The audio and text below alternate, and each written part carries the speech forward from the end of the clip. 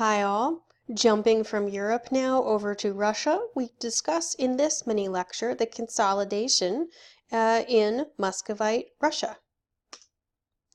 Now, whereas the emerging nation states of Western Europe were expanding primarily through overseas conquests, early modern Russia followed a land-based path of expansion and consolidation. The Russian pattern of expansion was more like that of the Ottomans and other so-called gunpowder empires to the south and east of Europe and Russia. From 1462 on, Moscow-based princes combined new weapons technology with bureaucratic innovations to expand their holdings. Note that right here is Moscow. By 1725 and the death of Tsar Peter the Great, the Russian Empire encompassed a huge swath of northern Asia. It stretched from the Baltic Sea all the way over to the Pacific Ocean. After the fall of Constantinople in 1453, some Russian Christians prophesied that the Principality of Muscovite would be the new Byzantium and Moscow a third Rome.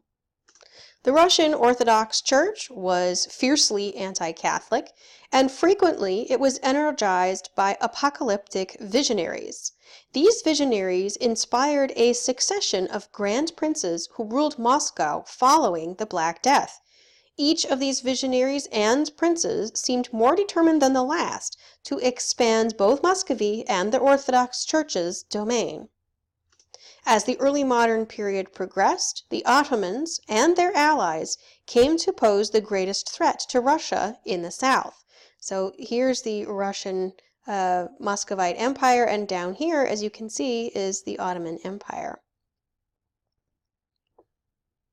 The Poles, the Lithuanians, and the Swedes would also periodically threaten Russia in the west, and in the east it was the Tatars or Mongols who were a chronic threat, although the Tatars would be in decline after the death of Timur. Russia particularly took shape under Moscow's Grand Prince Ivan III, who ruled 1462 to 1505.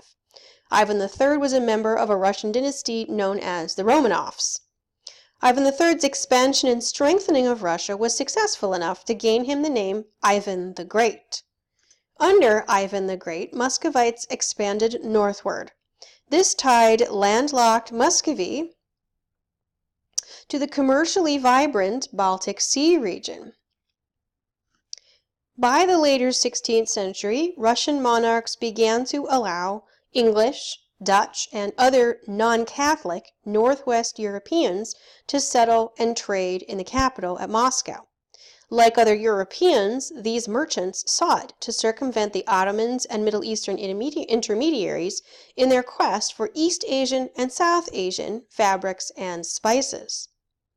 Alliances with foreign merchants gave the Muscovite rulers access to artillery, muskets, and other gunpowder technologies from the West in exchange for Russian furs and Asian textiles.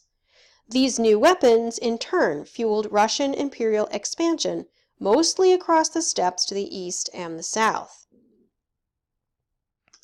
Russia's next great ruler and first Tsar, or Caesar, was Ivan IV, who ruled 1533 to 1584. This Ivan has been nicknamed Ivan the Terrible, primarily because he exhibited some fairly bizarre and violent behavior in the later years of his life.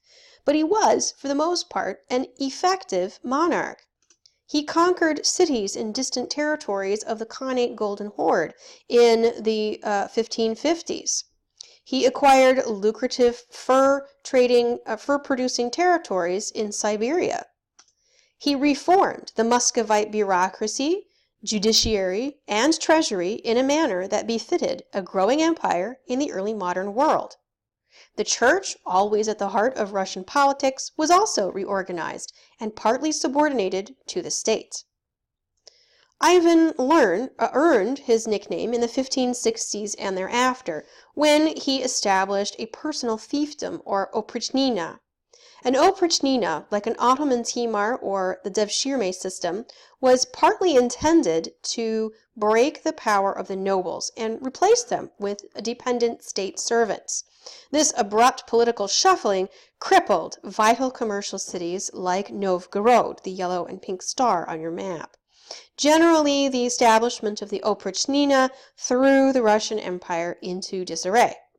Wars broke out in Poland and with Sweden in 1558, and in the 1560s and thereafter, these wars went rather badly for Ivan the Terrible's outgunned and undertrained forces. Things went no better on the southern front either, and in 1571, Moscow fell to the Eastern Tatars. Ivan grew increasingly mentally unstable during the last decade of his life. During this period, he killed his heir apparent in a fit of near-psychotic rage and died of a stroke in 1584. Thanks, in part, to Ivan's psychological disintegration and the slaying of his heir, Russia then descended into chaos after Ivan the Terrible's death.